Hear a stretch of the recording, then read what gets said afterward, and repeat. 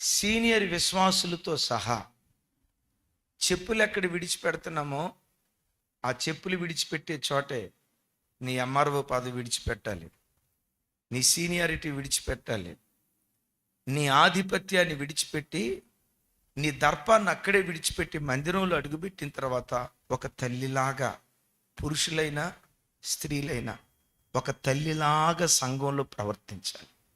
ఇందాక చెప్పే కదా, ఎవరిలాగా ప్రవర్తించకూడదు, అస్సలు అత్తలాగా ప్రవర్తించకూడదు. ఇక్కడ ఎవరైనా అత్తలుంటే నా వైపు కోపంగా చూడొద్దమ్మా.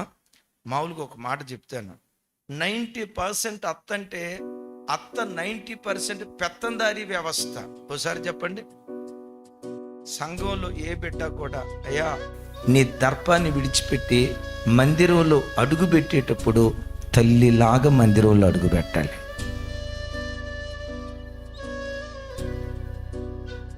అత్తలాగా అడుగు పెట్టకూడదమ్మో. ఇదే బాధ. సంఘంలో ఏ బిడ్డ కూడా అత్తలాగా ఉండకూడదు. అమ్మ జయమ తల్లి, నీకు బాధ అయిపోయినట్టుంది. రైట్. సంఘంలో ఎవరు కూడా వినండి,